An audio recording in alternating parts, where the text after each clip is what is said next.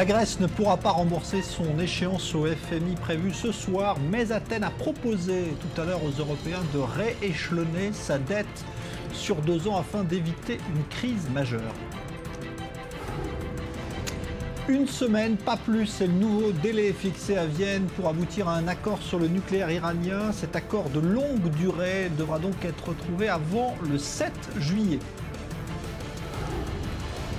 L'attentat qui a visé 4 jeunes Israéliens hier soir en Cisjordanie a fait 1 mort et 3 blessés. L'une des victimes a succombé à ses blessures. Les auteurs des coups de feu n'ont toujours pas été retrouvés ce soir.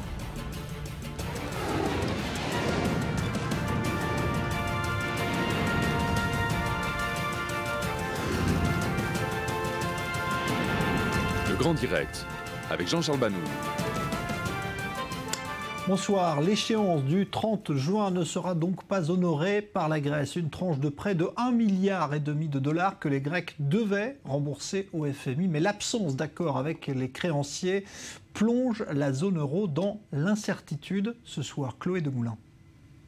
La Grèce ne pourra pas respecter son échéance et rembourser ce soir le 1,5 milliard d'euros qu'elle doit au FMI. Le ministre des Finances, Yanis Varoufakis, l'a lui-même confirmé entre deux portes à des journalistes. En perspective, le défaut de paiement et l'ouverture d'une nouvelle période d'incertitude. La Commission européenne a bien proposé ce mardi matin une solution de dernière minute à Athènes. La première condition pour un accord est que le gouvernement grec accepte les propositions de vendredi soir telles qu'établies par la Commission dimanche dernier et que le gouvernement fasse campagne pour un oui à ces propositions. En guise de réponse, Athènes a proposé à l'Union européenne un accord sur 2 ans, permettant de couvrir ses besoins financiers tout en restructurant sa dette. Mais de fait, un coup de théâtre est peu probable. Alexis Tsipras entend tenir le référendum de dimanche coûte que coûte. Il a même admis lundi soir qu'il espérait un nom du peuple grec afin de peser dans les négociations. La décision sera prise par le peuple grec. Si les Grecs veulent procéder à des mesures d'austérité, avec des plans d'austérité qui nous laissent dans l'incapacité de nous relever, nous le respecterons. Mais nous ne serons pas ceux qui permettront de le mettre en œuvre. Mais si les Grecs veulent prétendre à un avenir digne pour notre pays, alors nous le ferons tous ensemble. Les tractations devraient en effet se poursuivre dans les prochains jours. Pourtant considérée comme inflexible sur le dossier, la chancelière Angela Merkel n'a pas fermé la porte. Elle a assuré lundi soir qu'elle serait prête à poursuivre les négociations après le référendum. Alors en direct d'Athènes, on retrouve à présent Ismaël Mereghetti. Bonsoir Ismaël. Donc c'est une certitude, la Grèce ne va pas rembourser ce soir sa tranche de prêt au FMI. Oui, effectivement, l'information a été confirmée par le ministre grec des Finances, Yanis Varoufakis, ce matin. La Grèce n'honorera pas ce remboursement d'1,6 milliard d'euros au FMI. Et ce, pour une raison simple, c'est qu'avec le coup d'arrêt porté aux négociations entre la Grèce et ses créanciers la semaine dernière, c'est le programme d'aide et d'assistance au pays qui a pris fin. Conséquence, les caisses de l'État grec sont vides, il n'y a plus de quoi payer le FMI. Donc ce soir, la Grèce se retrouvera dans une situation historique de défaut de paiement, une situation que tout le monde cherche paradoxalement à relativiser aujourd'hui. Tout simplement parce que ce défaut de paiement n'impliquera pas directement la faillite, la banqueroute du pays. Au contraire, la procédure est longue, s'étale sur de nombreux mois, ce qui laissera amplement le temps à Athènes de régulariser ses paiements. En revanche, ce qu'on voit bien, c'est qu'aujourd'hui, ce défaut de paiement est passé au second plan. Les créanciers ont un enjeu tout autre cette semaine, c'est de faire revenir Athènes à la table des négociations. Ils craignent en effet que les Grecs rejettent en bloc lors du référendum de dimanche leurs propositions. Alors justement, il y a cette contre-proposition grecque qui est intervenue ce soir. Effectivement, depuis hier, alors les tractations ont repris entre les Européens, le FMI d'un côté, et les Grecs de l'autre. Alors, les Européens semblent vouloir édulcorer les réformes qu'ils ont proposées la semaine dernière. Les Grecs, eux, sont revenus à la table des négociations, mais comme vous le disiez, avec une contre-proposition. C'est un accord de financement soumis à l'Union européenne seule, plus question de FMI, étalé sur 2 ans, qui permettrait de couvrir les besoins financiers du pays et surtout une possible restructuration de la dette jugée vitale par le camp grec. Pas sûr néanmoins que ce plan soit validé dans l'immédiat par les Européens. La chancelière allemande Angela Merkel, si elle s'est déclarée favorable à une reprise des négociations, a pourtant exclu tout accord financier d'ici le référendum de dimanche. Un mot, Ismaël, pour terminer sur la nouvelle journée vécue par les Grecs, justement, sans banque, dans ces turbulences. Oui, effectivement, donc les banques ont fermé depuis hier et ce pour une durée d'une semaine. Alors on a assisté ce week-end à l'annonce de cette fermeture à un début de panique. Les Grecs se sont rués vers les distributeurs automatiques pour essayer de tirer un petit peu de cash. Ici, tout se paye encore beaucoup en cash. En revanche, cette panique est retombée puisque les restrictions bancaires sont relativement souples. Les retraits sont plafonnés aux distributeurs à 60 € par jour et par personne, ce qui laisse un petit peu de marge pour la vie quotidienne. Quant aux factures et aux loyers, beaucoup de Grecs ont décidé de les suspendre jusqu'à l'issue du référendum de dimanche. Donc ici à Athènes, on pourrait davantage parler de précaution, de prudence plutôt que de panique, d'autant que l'information est tombée il y a quelques heures. 1 millier d'agences bancaires dans le pays vont rouvrir pendant 3 jours à partir de demain, notamment pour permettre aux retraités qui ne disposeraient pas de carte bancaire de pouvoir venir retirer leur pension. Merci Ismaël Merighetti, donc en direct d'Athènes. On est à présent en ligne avec Dov Zera, qui est économiste et ancien directeur de l'Agence française du développement. Bonsoir Dov Zera. Bonsoir. Quelles conséquences d'abord cette décision finalement des Grecs de ne pas rembourser ce soir le prêt au FMI? Dov Zera? Oui. Quelles conséquences cela va avoir concrètement? Concrètement, ils sont en arriéré de paiement, mais si vous voulez, il y a toute une procédure interne. Il y a toute une procédure interne au FMI qui fait qu'il y a un délai de 20 jours avant d'enregistrer ce défaut de paiement, et il y a encore des délais par barrière administrative. Donc nous ne sommes qu'au début d'un éventuel processus. Quand la Grèce propose ce soir de rééchelonner sa dette sur 2 ans auprès des Européens, est-ce que c'est quelque chose qui est acceptable selon vous? Est-ce que les Européens ont intérêt finalement à céder une nouvelle fois? Je crois qu'il ne faut pas présenter les choses comme céder, c'est pas un bras de fer. Le problème, il est grec, a priori. On le voit bien, les marchés ont intégré le Grexit, ont intégré la sortie de la Grèce de la zone euro. L'euro a terminé hier à 1,1150 $. Aujourd'hui, il a terminé à 1,1180 $. Donc on voit bien qu'il n'y a pas d'effondrement de la monnaie européenne, de la monnaie unique. Le problème, c'est le processus d'ajustement que les Grecs veulent choisir. Est-ce qu'ils veulent choisir un processus d'ajustement à l'intérieur de la zone euro ou seul, avec un retour au drame qui sera beaucoup plus compliqué, beaucoup plus difficile pour eux. C'est là que se situe la question. Et bien entendu, il faut qu'il y ait des tentatives de trouver une solution d'ici à dimanche, mais tout, bien entendu, est suspendu au résultat du référendum. Merci Dov Zera. Donc je rappelle que vous êtes l'ancien directeur de l'Agence française du développement. La France justement et les enquêteurs qui ont conclu aujourd'hui au lien avec l'État islamique pour l'auteur de l'attentat et du meurtre de Saint-Quentin-Fallavier. C'était vendredi dernier. Yacine Sali a été présenté à un juge à l'issue de sa garde à vue et mis en examen. Julia Ganancia. L'attentat commis par Yacine Sali est bien de nature terroriste. Le parquet requiert sa mise en examen notamment pour assassinat en relation avec une entreprise terroriste et sans surprise, son placement en détention provisoire. Pourtant, à l'inverse d'un Mohamed Merah ou plus récemment des frères Kouachi ou d'Ahmedi Koulibaly qui avaient proclamé avant leur mort leur affiliation à l'islamisme le plus radical, Yacine Sali, lui, conteste en garde à vue toute motivation religieuse.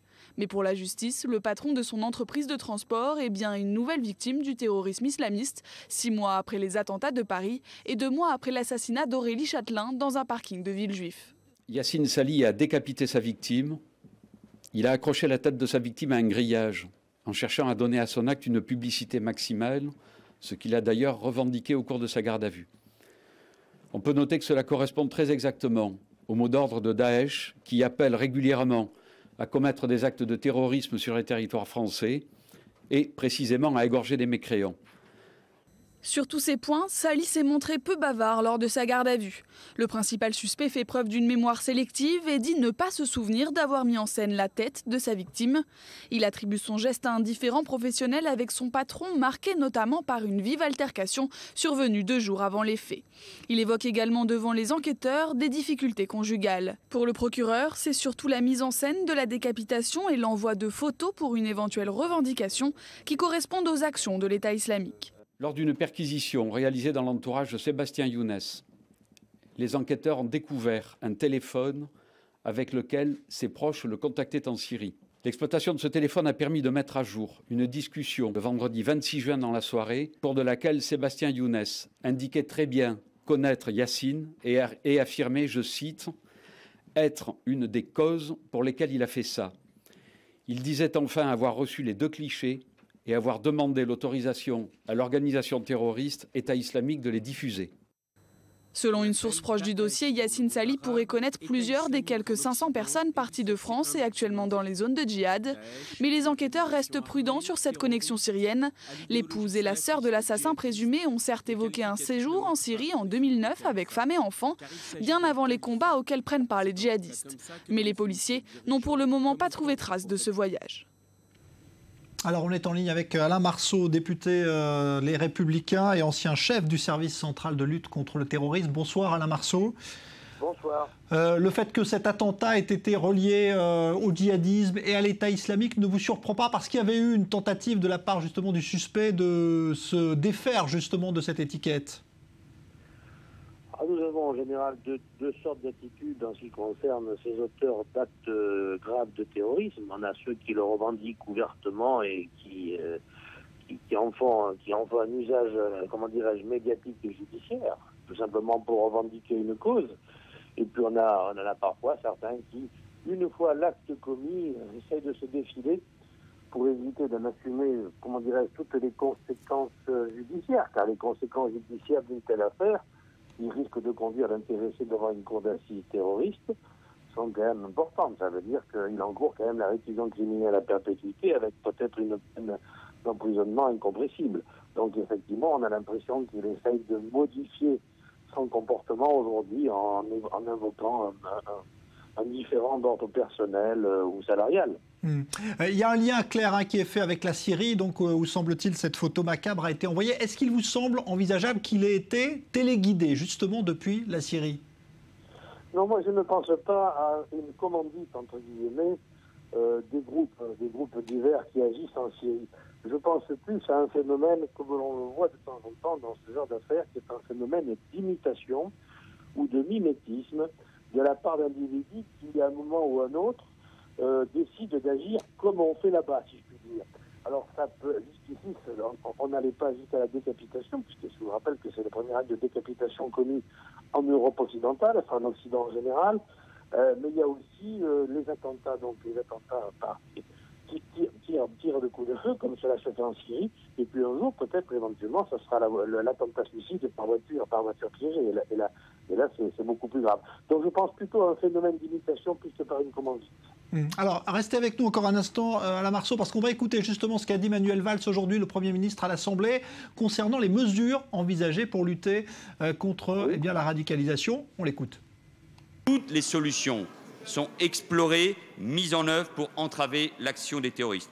Et il faut empêcher d'agir les associations qui encouragent ou diffusent des appels à la violence. S'il faut les dissoudre, nous le ferons. L'occasion ici même, à l'Assemblée nationale, ou encore avec le ministre de l'Intérieur, devant les 150 représentants de l'islam de France, de dire notre inquiétude sur la profusion des messages, notamment des frères musulmans, en France et dans le monde, et sur notre profonde inquiétude et la nécessité d'agir contre le salafisme le plus radical.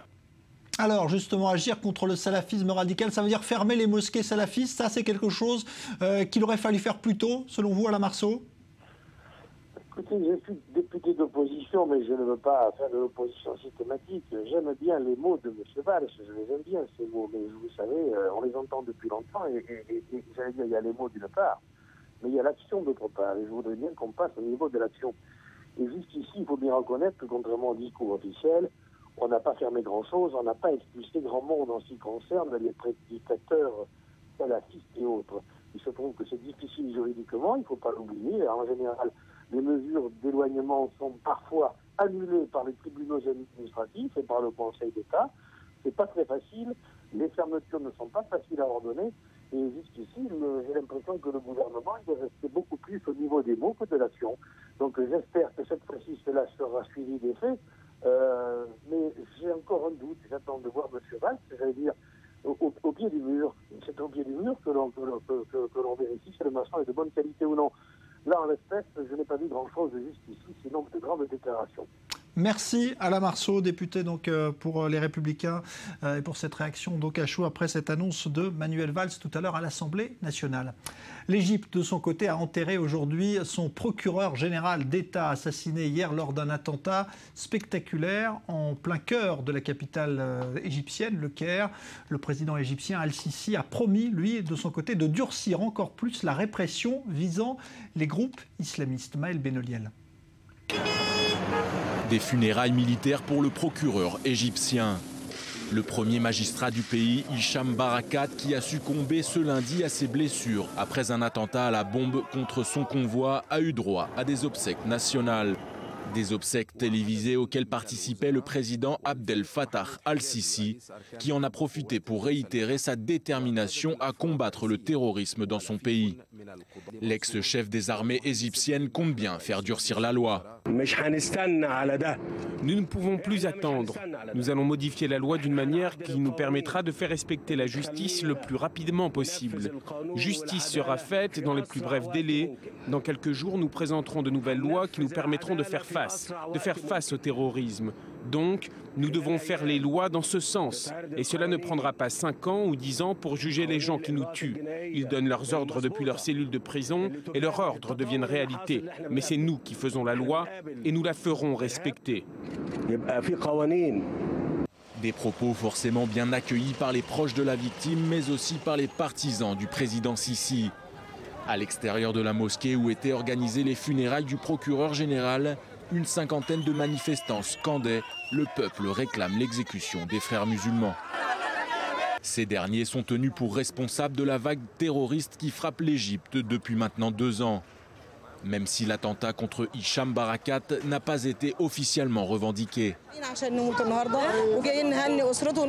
Nous sommes prêts à mourir pour l'Égypte. Nous sommes venus féliciter sa famille parce qu'il ira au paradis, tandis que ceux qui ont trahi l'Égypte, ces assassins, ces traîtres, mourront mécréants. Ceux qui se font exploser sont des mécréants et ne connaissent pas Dieu.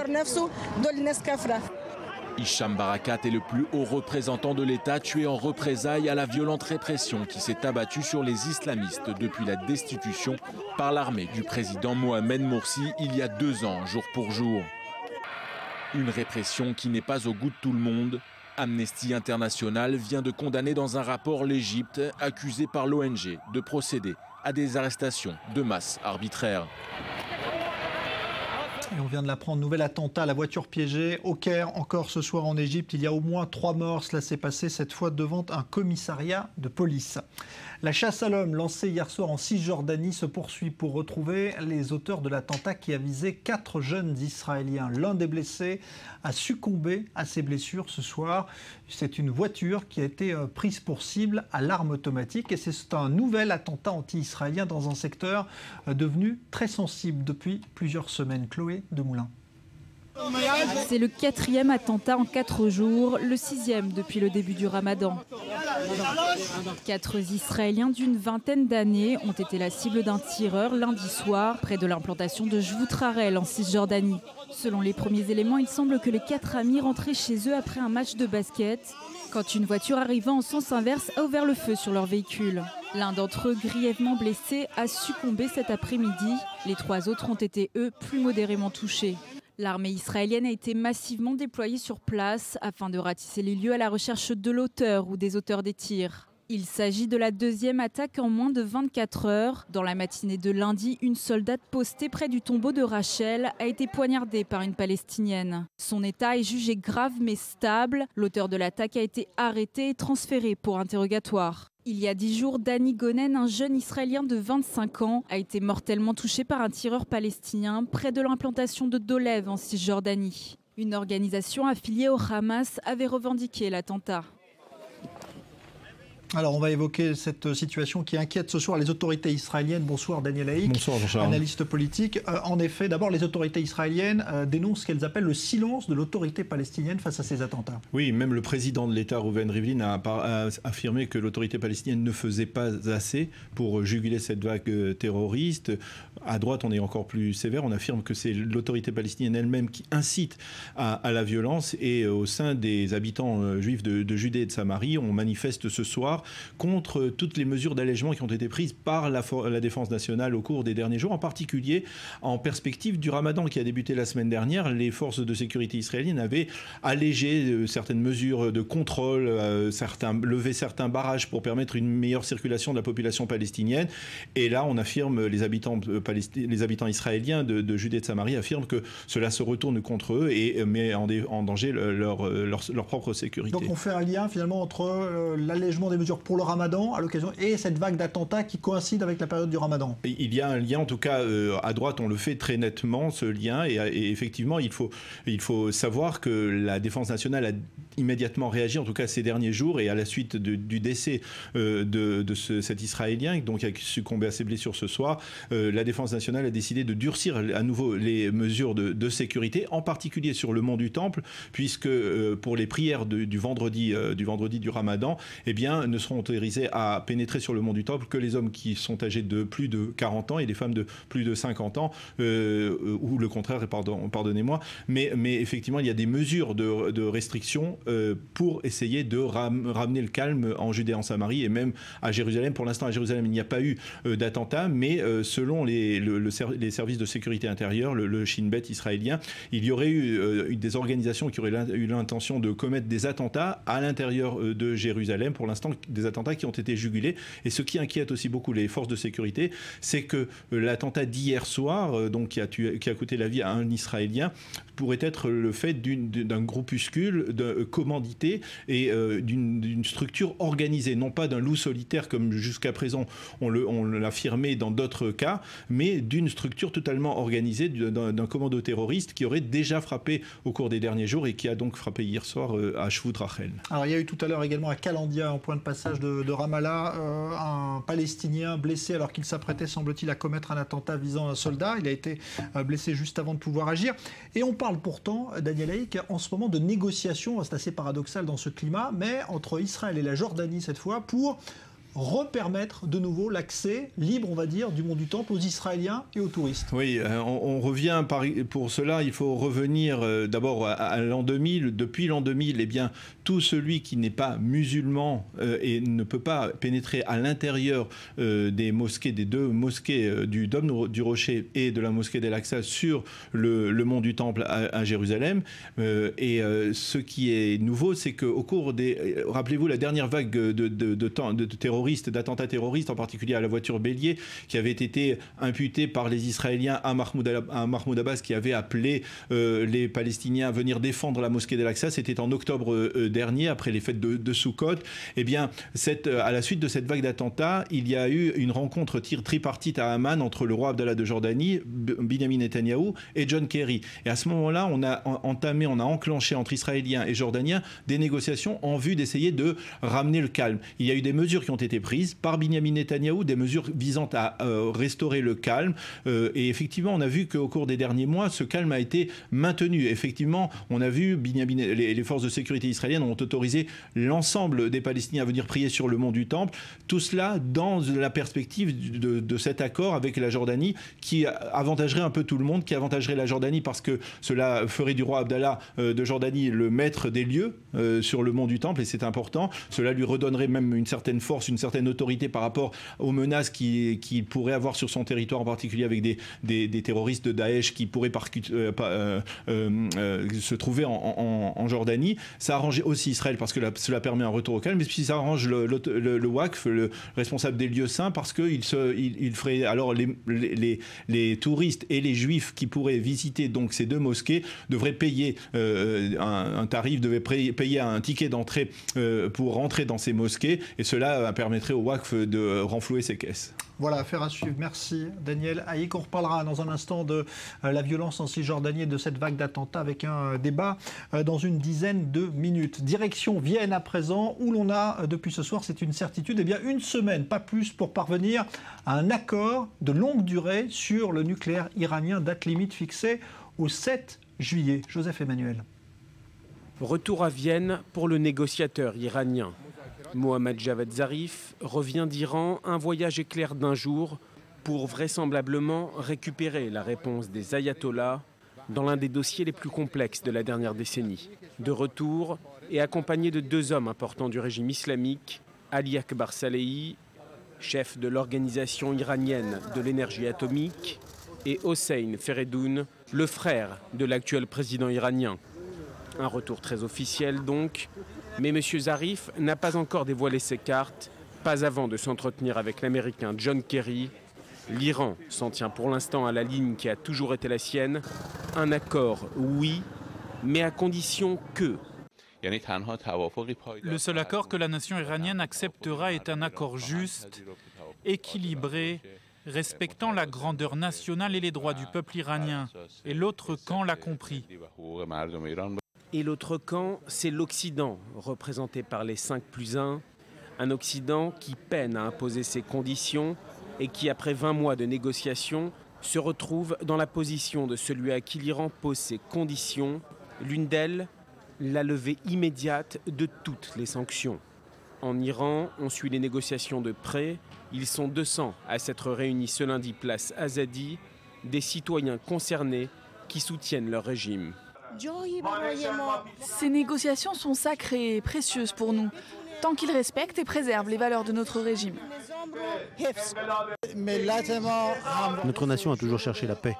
Nous sommes prêts à signer cet accord, mais notre dignité islamique doit être préservée aussi. À un peu plus d'1 heure d'avion de Téhéran et Jérusalem. Et le problème n'est pas ici la dignité, mais les multiples menaces existentielles de l'Iran.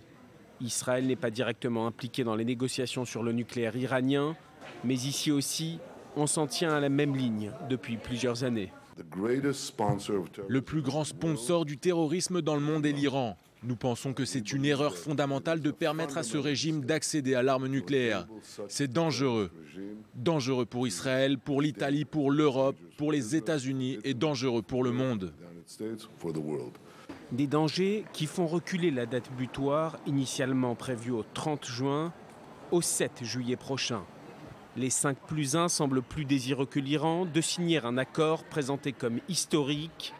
L'Europe a demandé un prolongement du gel des sanctions de 7 jours, ceci pour permettre aux négociations de se poursuivre dans la plus grande sérénité.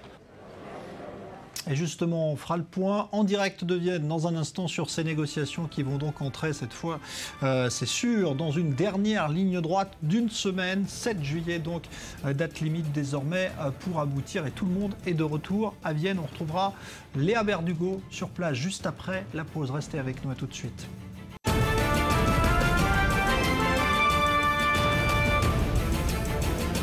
La Grèce ne remboursera pas ce soir son échéance au FMI qui était prévue à minuit, dernier délai, mais Athènes a proposé à l'Europe de rééchelonner sa dette sur 2 ans pour éviter une nouvelle crise. Pas encore de réponse des Européens.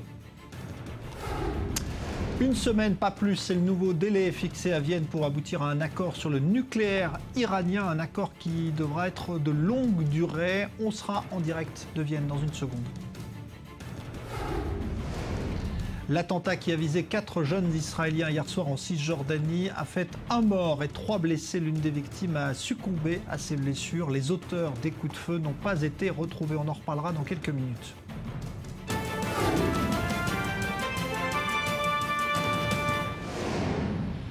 Les négociations donc sur le nucléaire iranien et la date butoir désormais fixée au 7 juillet. On va retrouver en direct de Vienne justement notre envoyé spécial Léa Berdugo. Bonsoir Léa. Cette nouvelle date donc qui doit permettre d'aboutir cette fois, il n'y en aura pas d'autres. Bonsoir Jean-Charles, exactement. Selon des sources américaines, l'accord intérimaire conclu à Genève va être prolongé jusqu'au 7 juillet prochain. De son côté, l'Union européenne a également annoncé la prolongation du gel de certaines des sanctions contre l'Iran. L'objectif est bien donner plus de temps aux négociations à Vienne pour réussir. Ce gel avait été établi en janvier 2014 en gage de bonne conduite pour les Iraniens dans le cadre de ces négociations. Alors le mystère reste entier quant au contenu et à la progression de ces négociations. Pour l'instant, même si des avancées ont été constatées sur plusieurs points, nous n'avons aucune confirmation pour le moment. Alors Sergueï Lavrov, le ministre russe des Affaires étrangères, s'est exprimé devant la presse russe un peu plus tôt. Il s'est déclaré confiant et a dit espérer un accord dans les prochains jours. Alors justement, l'optimisme de Lavrov, cela veut dire quoi? Que ce soir, on a repris là les discussions avec tous les ministres qui sont revenus à Vienne? Exactement, c'était le grand retour de Mohammad Javad Zarif aujourd'hui à Vienne. Il s'est entretenu avec plusieurs ministres des Affaires étrangères. Tout d'abord John Kerry, ensuite il a rencontré le ministre russe des Affaires étrangères Sergueï Lavrov pour ensuite s'entretenir avec Frank-Walter Steinmeier, le chef de la diplomatie allemande. Et puis autre information importante à retenir, on l'a entendu dans le sujet précédemment, c'est que Mohammad Javad Zarif est venu accompagné de 2 hauts officiers iraniens et parmi eux le directeur de l'organisation de l'énergie atomique iranienne, signe que les négociations en sont dans une phase technique actuellement. Merci Léa Berdugo. On va vous retrouver tout à l'heure dans une quarantaine de minutes. On aura ici même un débat justement sur ces négociations et la possibilité donc ou pas d'aboutir à un accord de longue durée d'ici au 7 juillet. Un crash spectaculaire d'avion en Indonésie, un Hercule C-130 de l'armée indonésienne transportant des soldats s'est écrasé dans une zone urbaine de l'île de Sumatra. Le bilan est lourd, au moins 116 morts. Joseph Emmanuel. Scène de chaos en Indonésie, c'est tout ce qu'il reste de cet avion militaire. Les secouristes sont mêlés aux policiers, aux civils aussi, pour rechercher des survivants. Un porte-parole militaire rapporte que 62 personnes étaient à bord de l'aéronef, 12 membres d'équipage et une cinquantaine de passagers. Mais le bilan des victimes augmente d'heure en heure. Des dizaines de corps ont déjà été évacués vers un hôpital de la région. L'avion s'est écrasé dans une zone résidentielle de Medan, une grande ville au nord de l'île de Sumatra. Dans sa chute, l'avion a percuté de nombreuses habitations. On ne sait toujours pas combien d'habitants se trouvaient chez eux au moment du drame. Des témoins affirment l'avoir vu s'incliner avant d'apercevoir de la fumée s'échapper des moteurs. Il était environ midi et l'avion semblait avoir perdu sa puissance. Il a commencé à descendre, puis il s'est écrasé sur le quartier résidentiel. J'étais à la maison à ce moment-là. L'avion s'est écrasé sur un bâtiment de 3 étages et un autre sur le côté. L'appareil, un Hercule C-130, avait décollé d'une base militaire un peu après midi. Il s'écrase 2 minutes plus tard. C'est la deuxième fois que Medan est touché par une catastrophe aérienne. En 2005, un avion de la compagnie locale Mandala Airlines s'était écrasé peu après son décollage. Comme ici, dans une zone très peuplée, 150 personnes avaient péri. L'archipel affiche un bilan médiocre en matière de sécurité aérienne militaire comme civile. Pas plus tard qu'en décembre dernier, un avion de la compagnie AirAsia s'était abîmé en mer une demi-heure après son décollage. Il reliait Singapour depuis Surabaya. À son bord, 162 personnes. 2 attentats en Afghanistan ce matin pour un bilan global de 3 morts. L'un des attentats a visé un convoi de véhicules militaires étrangers stationnés sur place. Une fois de plus, ce sont des kamikazes qui se sont fait exploser, la signature habituelle des talibans en Afghanistan. La France sous la canicule, des records de chaleur ont été battus aujourd'hui, même pour une période estivale, plus de 41 degrés par exemple à Bordeaux. Et cela devrait durer toute la semaine, ce qui fait craindre évidemment de voir se répéter les terribles scènes de 2003 où des milliers de personnes étaient mortes dans des hôpitaux submergés. Julia Ganancia. Maillot de bain et crème solaire de rigueur en pleine ville. À Bordeaux ce mardi, les températures avoisinaient les 40 degrés. Dans cette maison de retraite, déshydratation et coups de chaleur guettent les personnes âgées. À chacun ses astuces pour se protéger. Le mieux, c'est de boire beaucoup et de s'asperger, quoi. De l'eau. Et de rester à l'ombre, bien sûr, parce que alors là, le soleil, c'est insupportable.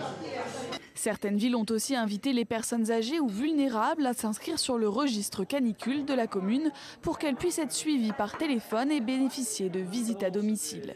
À Bordeaux, par exemple, 1500 personnes sont recensées. Le maire a écrit à 15 000 personnes de 75 ans et plus pour proposer d'être sur ce registre. 1500 personnes ont répondu et donc ces 1500 personnes régulièrement sont contactées par des bénévoles ou par des professionnels en fonction de leur situation.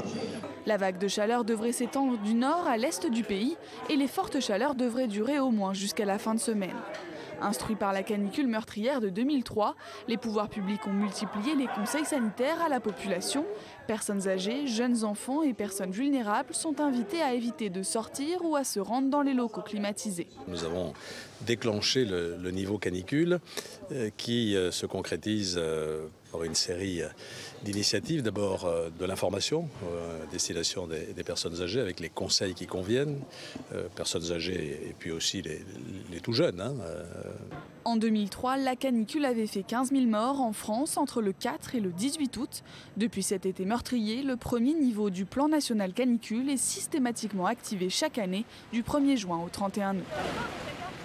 Avant la présidentielle de 2017 en France, Marine Le Pen fera un galop d'essai. Ce sera lors des régionales de décembre prochain. La présidente du Front National a annoncé aujourd'hui sa candidature comme tête de liste dans son fief habituel du Nord-Pas-de-Calais, Picardie. Léonore Jory.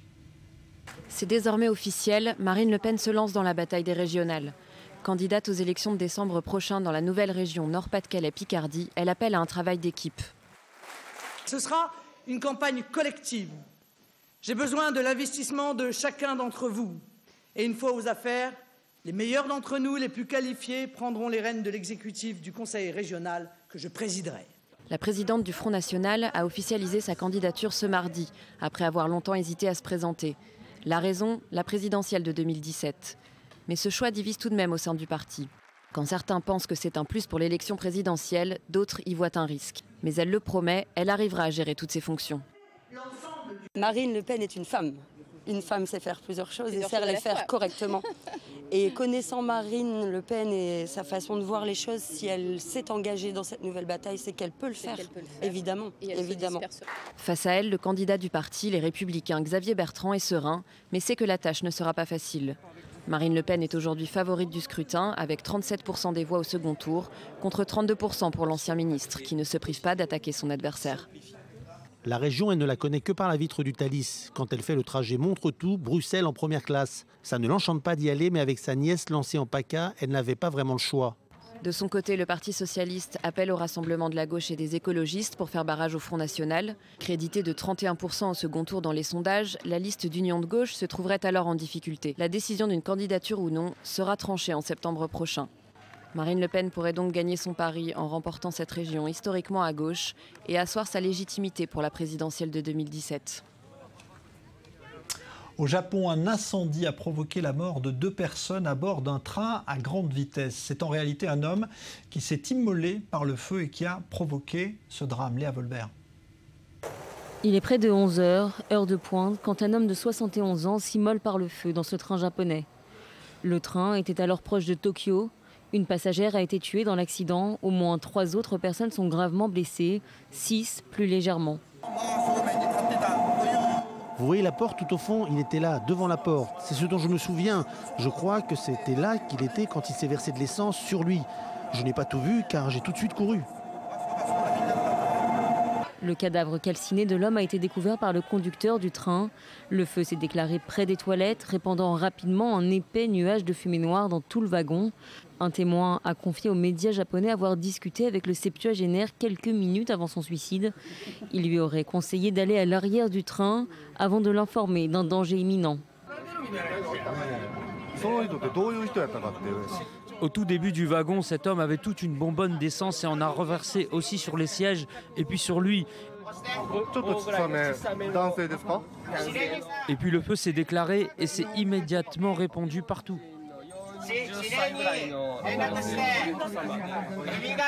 Le feu a rapidement été maîtrisé. Quelques heures après l'accident, le trafic a repris dans les 2 sens entre Tokyo et Nagoya. Le Shinkansen, l'équivalent du TGV japonais, est réputé pour être l'un des trains les plus sûrs et les plus ponctuels du monde. Mais bien que des milliers de passagers empruntent le Shinkansen tous les jours, les bagages ne sont que très rarement contrôlés.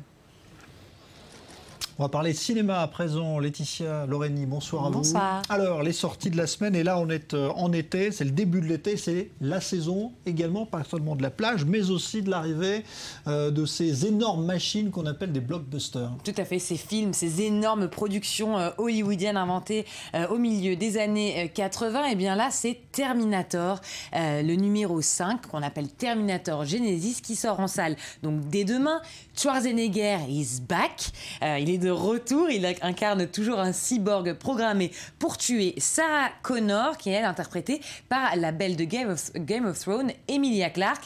Terminator Genesis en quelques images, ça donne ça.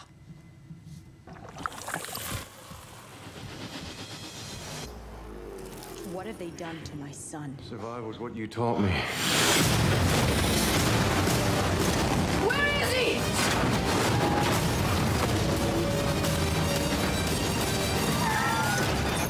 Get out. I'm not machine. Not man. I'm more. I can't leave him. Whatever they did to John, we need a reversal. Everything's changed. We are humanity's last hope. Load up. I've been waiting for you.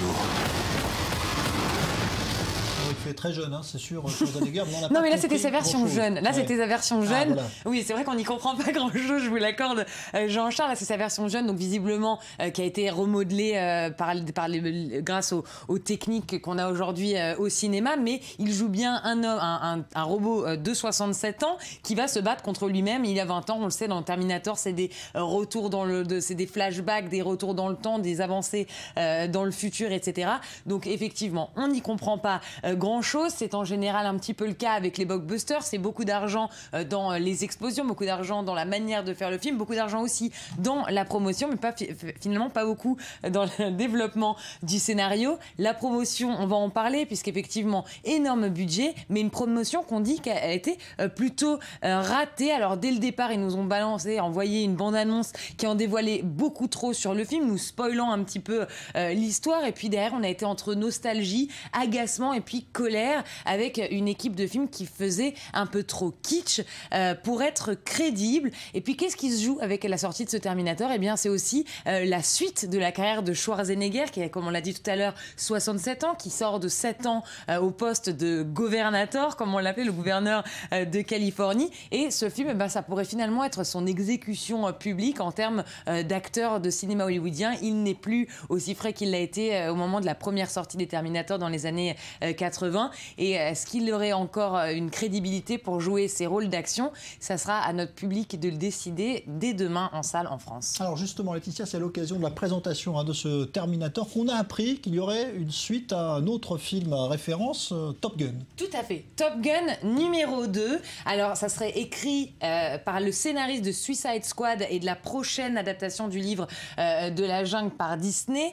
Ça sera emmené par Tom Cruise. Il sera lui aussi de retour dans son légendaire rôle de Maverick, et cette fois-ci ça sera en 3D et en IMAX. Vous imaginez les avions 3 dimensions et sur écran géant. Alors on nous avait promis des drones, on en aura. Le film va se concentrer sur le crépuscule des pilotes de chasse, dépassés par la technologie militaire qui se tourne de plus en plus vers l'utilisation de drones pour asséner des frappes aériennes. Et Maverick, qui apparaissait comme un jeune chien fou dans le premier épisode, assumera donc 30 ans plus tard le rôle du dinosaure dépassé. Il devra trouver sa place dans un monde qui n'a plus besoin de ses compétences. Voilà donc pour ces 2 dinosaures du cinéma qui vont revenir dans des suites. Ah ben voilà, comme on peut vieillir au cinéma également. Merci Laetitia Loreni.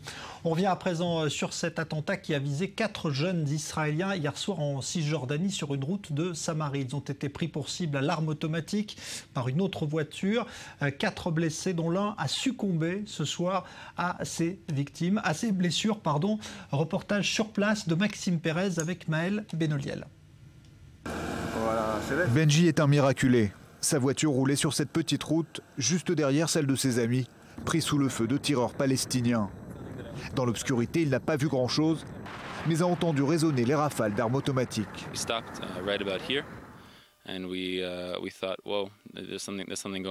On s'est arrêté à ce niveau et on a tout de suite compris ce qu'il se passait. À cette intersection, il y avait une voiture de couleur noire qui est arrivée doucement et a bloqué la route.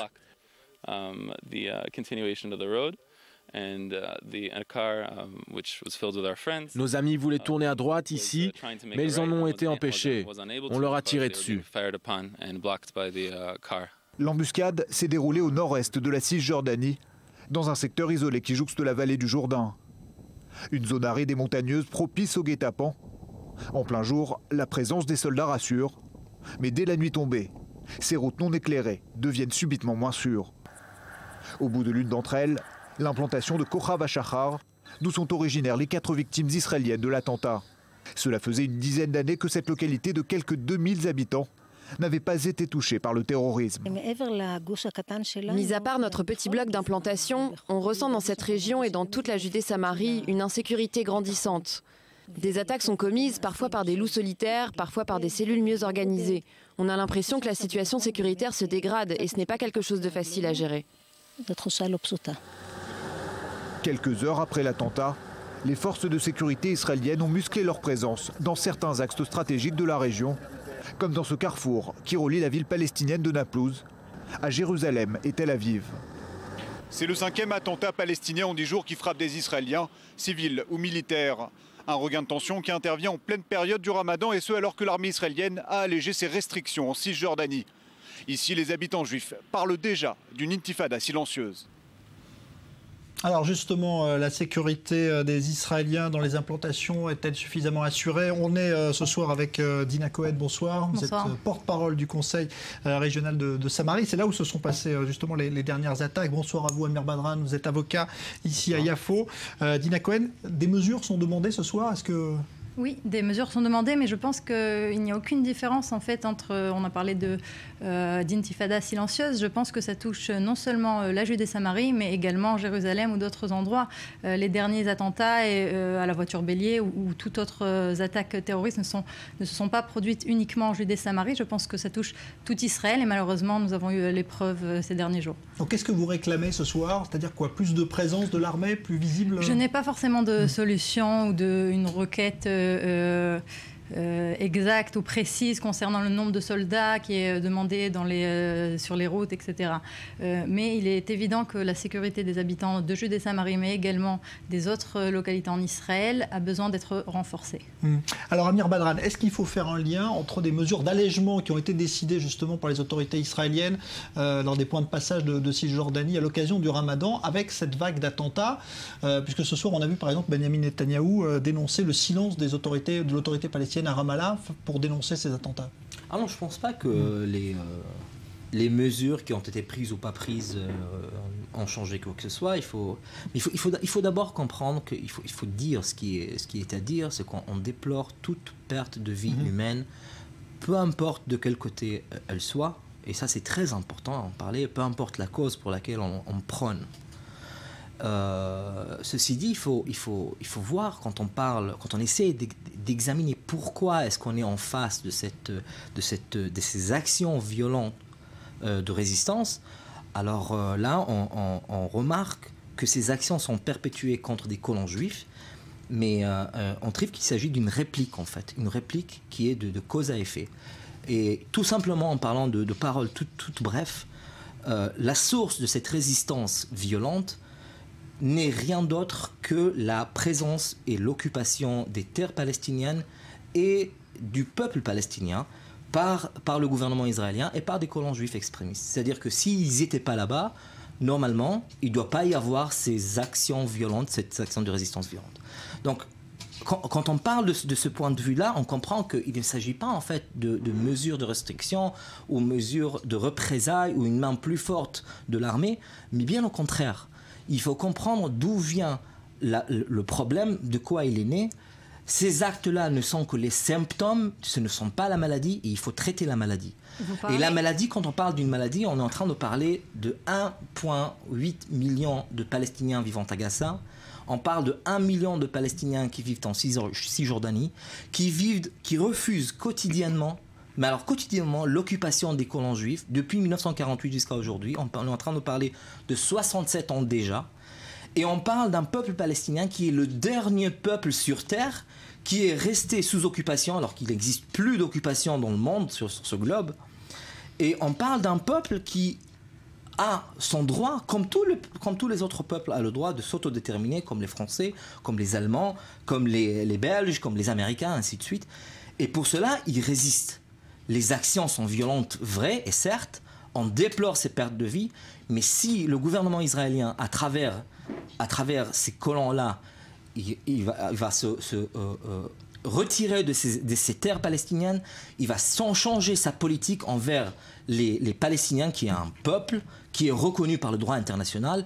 Il n'y aura plus ces actes-là. Alors, Dina Cohen. Oui, excusez-moi, je suis tout à fait outrée par vos propos. Vous essayez d'expliquer les attentats et la légitimité qu'il y a à faire moi, j'ai déploré toute perte humaine. Oui, vous déplorez, et ensuite vous expliquez pourquoi est-ce qu'ils ont raison et pour la cause, en fait, de ces attaques. Il faut voir la réalité en face. Hein. Faut voir, donc, on a le droit de tuer des gens. Faut pas se mettre les doigts dans les yeux et dire « je ne vois pas ». Donc, vous soutenez toute forme de terrorisme.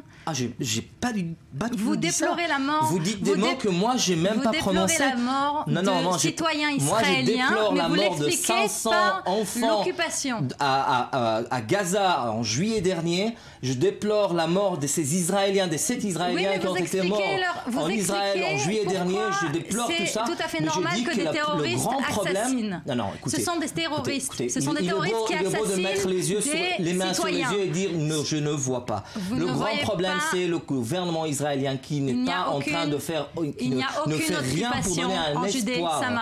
Il n'y a aucune occupation en Judée-Samarie. Ah bon? Les Palestiniens ne sont pas. Dites ça au monde. Évidemment, nous le disons. Dites ça à l'ONU. Je suis tout à fait prête à le dire à l'ONU. Il n'y a aucune occupation. Dites ça au droit international qui est. Également, je suis prête à aller le dire au droit international. Les Palestiniens ne sont pas sous occupation. Ils ont la liberté d'agir. Ils ont un gouvernement. Ils ont des ministres. Ils ont une police. Ils dirigent leurs problèmes municipaux, également régionaux, de leur manière. Les seules choses sur lesquelles Israël n'est pas prête à discuter, c'est la sécurité des Israéliens, qui est toute la journée la cause, en fait. Alors pourquoi jusqu'à aujourd'hui on est en train de discuter et négocier la création de l'État palestinien?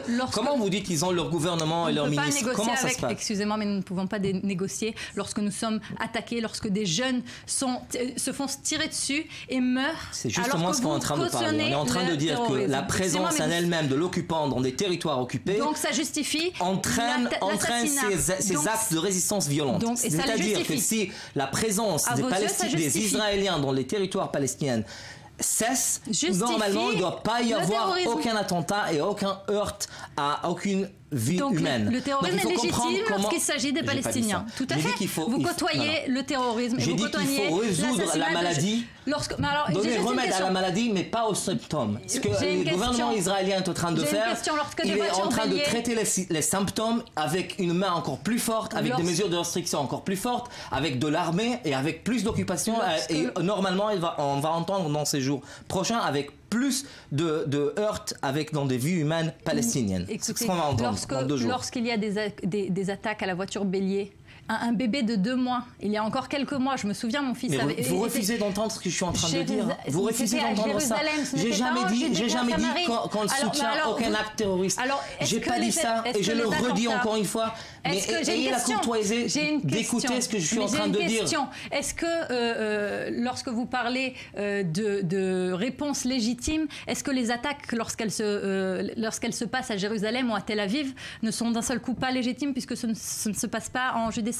Non, à Jérusalem, c'est également légitime de tuer des gens? Tous ces actes de résistance sont déplorables. Donc vous ne voyez toutes pas ces pertes de vie sont déplorables, peu importe où elles se trouvent, peu importe qui elles touchent. Ça, j'ai commencé par cette phrase-là. Ce que vous refusez d'entendre, c'est que le problème, la source du problème, c'est au sein du gouvernement israélien.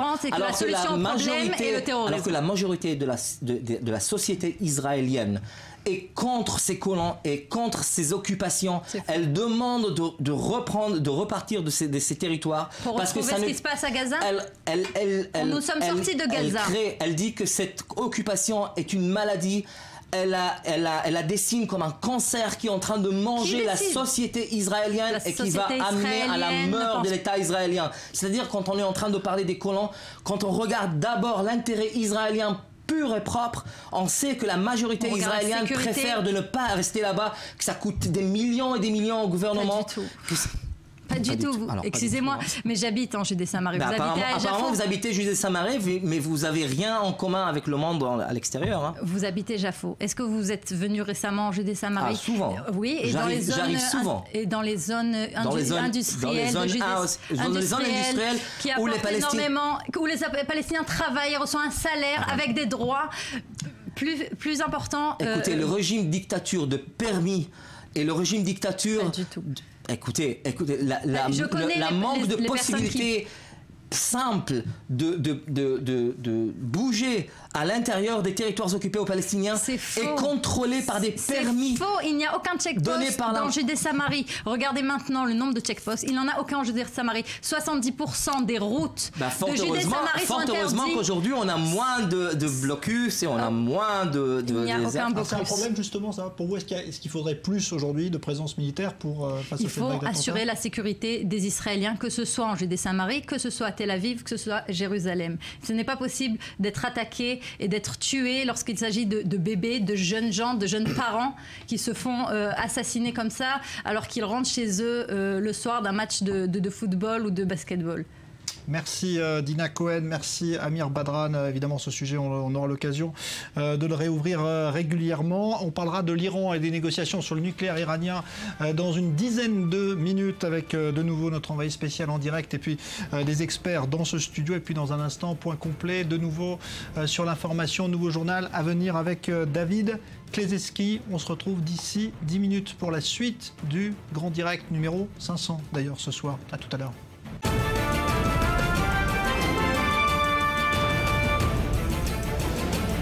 Retour du Grand Direct et on va s'intéresser donc à ce qui se passe à Vienne où l'on l'a appris aujourd'hui, eh bien les négociations sur le nucléaire iranien ont été prolongées d'une semaine, mais pas plus, c'est promis, disent en tout cas les diplomates. 7 juillet, dernier délai pour conclure ce qui devrait être un accord de longue durée et que les Russes d'ailleurs considèrent comme désormais à portée de main. Alors qu'est-ce que cela signifie? On va en parler avec vous, Avi Pazner. Bonsoir. Bonsoir ambassadeur d'Israël. Bonsoir à vous, Raphaël Jérusalemi, ancien officier dans le renseignement militaire de Tsahal. Et puis on est en direct de Vienne également avec Léa Berdugo qui suit ces négociations pour i24 News. Bonsoir Léa.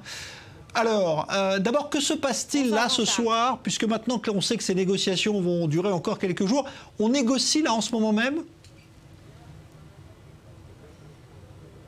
Oui, effectivement. Alors, le ministre russe des Affaires étrangères, Sergueï Lavrov, vient à l'instant de quitter le Palais Cobourg. Mais les négociations se poursuivent entre experts comme elles le font depuis plusieurs jours maintenant. Alors, on a pu constater certaines avancées sur certains points cruciaux des négociations. Mais pour l'instant, aucun accord, évidemment, n'a été confirmé entre les différentes parties. Mais il reste encore quelques jours, vous l'avez rappelé, pour parvenir à un accord final.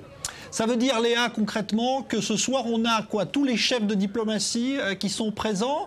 L'Iranien, on en a parlé, mais aussi Kerry, Fabius et les autres?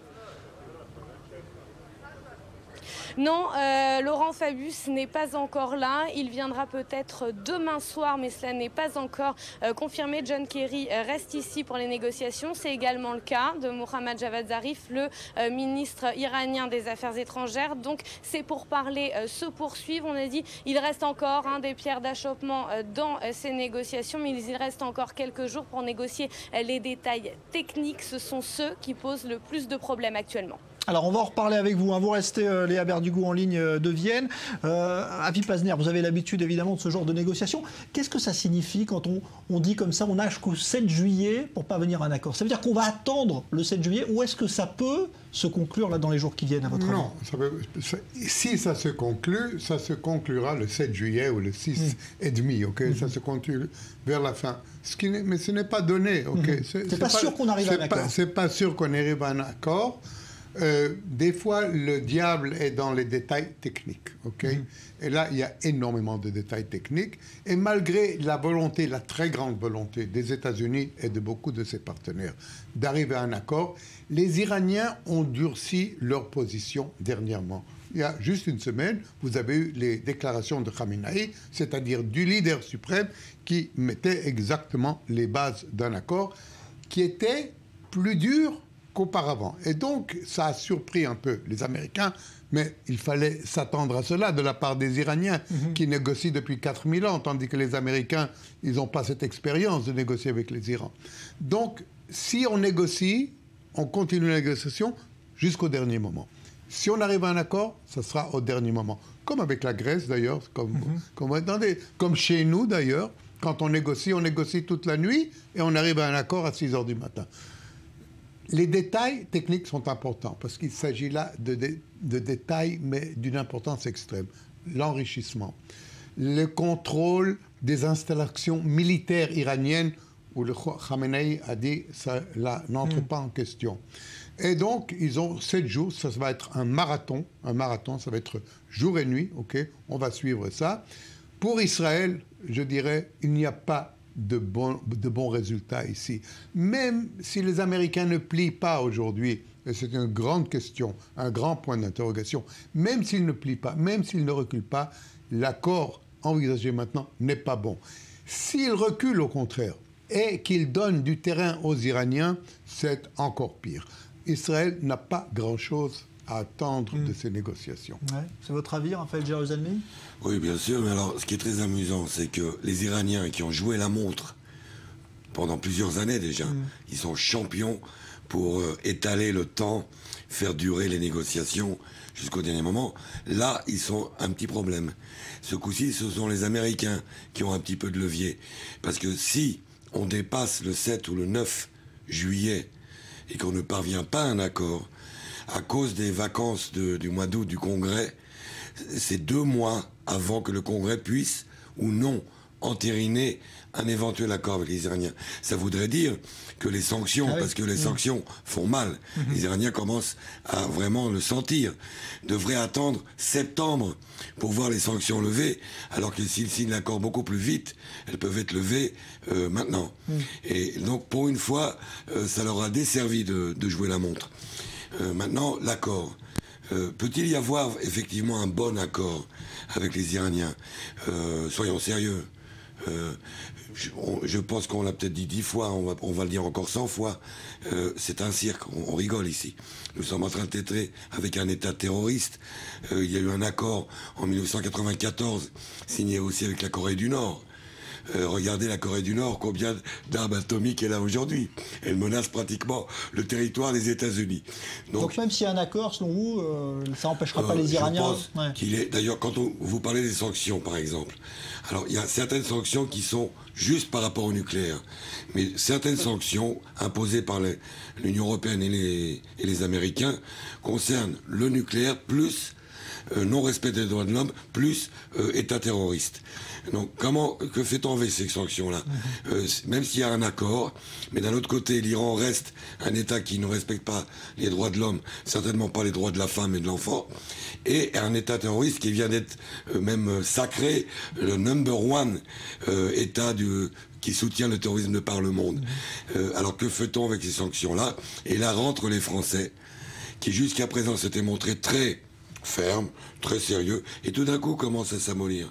Pourquoi? Parce qu'à partir d'un moment donné, vous supprimez les sanctions business, fric, et les Français ont toujours été champions pour ça, et donc ça a été le cas après la guerre du Liban, ça a été le cas avec l'Irak.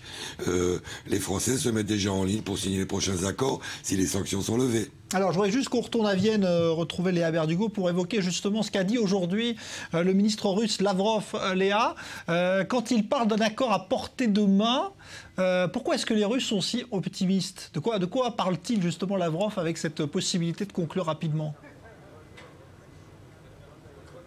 Écoutez, tout d'abord, des questions techniques, comme cela a été évoqué par le passé. Sergueï Lavrov s'est dit effectivement extrêmement optimiste. Il a dit que l'accord allait être conclu dans les prochains jours. Mais on a également affaire à un jeu de rhétorique. On l'entend ici depuis le début de la semaine de la part des différents chefs de la diplomatie, que ce soit Federica Mogherini, que ce soit Frank-Walter Steinmeier, que ce soit Philippe Hammond, le ministre britannique des Affaires étrangères. Eh bien, à chaque jour, à son jeu de diplomatie et de déclaration. C'est un peu le pain quotidien des négociations ici à Vienne. Est-ce qu'on sait, Léa, sur quoi justement on a avancé pour l'instant? Vous nous parliez notamment de ces inspections. Ça, c'est un sujet extrêmement, on l'a vu, sensible pour les Iraniens. Est-ce qu'on a avancé justement sur les inspections que pourraient effectuer les Occidentaux en Iran sur les sites nucléaires? Oui, effectivement, il y a ce point. Donc, les inspections des puissances occidentales sur les sites nucléaires iraniens et notamment militaires, c'est ce qui posait problème. Alors, on a eu des informations comme quoi il y a eu des avancées sur ce point, mais pas d'accord pour l'instant, bien évidemment. Autre point où nous avons pu constater des avancées selon certains diplomates, c'est la question de la levée des sanctions imposées à l'Iran actuellement. Il y aurait eu des avancées sur ce point-là. Nous attendons les prochaines heures et surtout les prochains jours pour voir si un accord sera conclu sur ces deux sujets cruciaux. Merci Léa Berdugo. Avi Pazner. Moi, je suis très inquiet sur cette question des inspections parce que Khamenei l'a dit, nous n'accepterons aucune intervention dans nos sites militaires. Aller regarder les sites civils, ça n'a pas grand intérêt. Oui, ça, il peut y avoir des inspections un peu partout en Iran. Ils ont, je ne sais pas moi, 16 sites civils. Il va y avoir des inspections. Qu'il n'y ait pas d'inspection sur les sites militaires, et il l'a dit, et moi, je le crois. Je crois que là, Khamenei, il est sérieux. Ça, c'est une des questions qui mais que les Américains acceptent, c'est particulièrement inquiétant. J'espère qu'ils n'accepteront pas, mais j'aimerais vous ramener à une déclaration, ou plutôt un lapsus d'Obama il y a un mois environ, quand il a dit, oui, les Iraniens n'auront l'arme nucléaire peut-être que dans 13 ans, 14 ans ou 15 ans. Qu'est-ce que ça veut dire, ça? Peut-être pour Obama, c'est pas tellement important. Lui, il sera plus là, il sera plus président des États-Unis. Israël, on est là. 10 ans, ça passe vite. 12 ans, ça passe vite. Donc, il y a peut-être là déjà une compréhension américaine qu'on ne peut pas stopper l'avance iranienne vers l'arme nucléaire. Ça veut dire que tout ce qu'il y a autour, c'est pas tellement important. Quelle sorte d'enrichissement vous avez? Alors, on dit vous pouvez enrichir jusqu'à 3-4%. Le saut pour enrichir à 20% est très petit. Pour enrichir à 90% est très petit. C'est une question de semaines, de mois. Et c'est la raison pour laquelle, Jean-Charles, je vous avais dit, je ne suis pas optimiste sur cet accord. Je voudrais qu'on regarde justement maintenant ce que pensent les Iraniens, parce que dans la rue de Téhéran, notamment, on suit avec intérêt ce qui est en train de se passer à Vienne. Eh bien, la raison est très simple, on en a parlé, c'est que les sanctions économiques, vous le disiez tout à l'heure, Raphaël Jérusalemi, étranglent vraiment et littéralement le quotidien des Iraniens, comme le montre ce sujet préparé par Léonore Jory. Une situation insupportable. Voilà comment ce chauffeur de taxi iranien décrit sa vie depuis que son pays est soumis aux sanctions économiques internationales. À Téhéran, Amir Moqtader est frappé de plein fouet par la crise et peine à garder sa voiture en bon état. Les pièces détachées interdites à l'importation sont devenues hors de prix, alors que la monnaie iranienne a perdu les 2/3 de sa valeur depuis 2012. Les sanctions ont provoqué certains problèmes. Si je veux acheter une pièce détachée, je dois payer son équivalent en dollars. Mais mes passagers payent en rial, pas en dollars. Je paye 33 000 rials pour chaque dollar. Pendant qu'on discute à Vienne, la population étouffe. Pour ce responsable d'une société de conseil, l'économie est bien sur le point de s'effondrer. Transfert d'argent difficile, embargo sur les importations, les effectifs de son entreprise sont passés de 100 à 20 employés. Si un accord n'est pas trouvé, sa société fermera ses portes. La fin des sanctions est son seul espoir de reprise. J'espère que les sanctions seront levées. Dans notre compagnie, 80% de nos experts ont immigré et quitté le pays. Donc si les sanctions sont retirées, les gens seront plus motivés et resteront. Chiffre inquiétant, en 2014, près de 25% des diplômés iraniens vivaient à l'étranger. Un triste podium pour la République islamique, premier dans la fuite des cerveaux. Dans les rues de la capitale, les habitants se sont rassemblés ce mardi pour demander un bon accord et soutenir la délégation iranienne qui retrouvait le même jour les grandes puissances à Vienne. Ces négociations sont sacrées et précieuses tant qu'elles respectent et préservent les valeurs de notre régime. Notre nation a toujours recherché la paix. Nous sommes prêts à signer cet accord, mais nous devons garder notre dignité islamique. Mais si l'autre partie poursuit ses demandes excessives, nous continuerons à utiliser l'économie de résistance. Alors que l'issue des négociations entre les grandes puissances est toujours incertaine, le monde des affaires se prépare. En cas d'accord, les taux sur l'économie iranienne devraient se relâcher, permettant ainsi une reprise des activités. Selon les experts, les premiers effets pourraient se faire sentir d'ici 6 mois. Alors voilà pour Téhéran. Justement à Vienne, il y a aussi des Iraniens, des journalistes iraniens. Léa Berdugo, ils suivent évidemment, nombreux j'imagine, ce qui se passe. Exactement, ils sont plus de 70 journalistes iraniens à être accrédités sur les 500 qui couvrent l'événement. Et quand on leur demande ce qu'ils pensent de l'accord, ils sont quasi tous unanimes. Pour eux, c'est la levée d'une injustice. Les Iraniens souffrent depuis trop d'années des sanctions économiques imposées donc à ce pays. Pour certains journalistes, il faut faire une distinction entre la politique et la société. Et justement, cet accord va permettre cette levée des sanctions économiques tant attendue. Merci Léa Berdugo d'avoir été en direct depuis Vienne où donc vont se poursuivre ces négociations jusqu'au 7 juillet. Raphaël Jérusalemi, il y a une attente très forte des Iraniens. Ça met une pression quand même aussi sur les négociateurs iraniens. Ça met une pression, mais à notre grand regret, les Iraniens ne nomment pas comme responsable leur propre gouvernement. Ils accusent l'Occident, les Européens, les Américains d'une injustice, comme on vient de le dire. La véritable injustice vient de leur gouvernement. Ce qui pourrait tout changer, tout arranger. Et ça d'ailleurs la théorie, la doctrine prévalente au Mossad, depuis surtout l'époque d'Ephraim Halevi. La doctrine prévalente, c'est la solution, c'est tout simplement renverser le régime. Et nous attendons un printemps iranien. S'il y avait un printemps iranien, le peuple iranien, non seulement les sanctions seraient levées, les injustices qui existent aujourd'hui en Iran disparaîtraient. Évidemment, il y aurait même des possibilités de négociation entre Israël et l'Iran. Car le peuple iranien n'est pas foncièrement anti-israélien ou antisémite par rapport à d'autres populations de la région. Donc, ce qui manque, c'est cela. Ce que la CIA, ce que le Mossad, ce que le monde doit faire, c'est amener un printemps iranien. Ce régime doit être renversé. Tant que le régime des ayatollahs sera là, alors on fera un accord sur le nucléaire. Et bien demain, vous aurez le chimique, et vous aurez le biologique, et vous aurez de la terreur partout. Nous avons affaire à un gouvernement extrêmement dangereux pour le monde entier.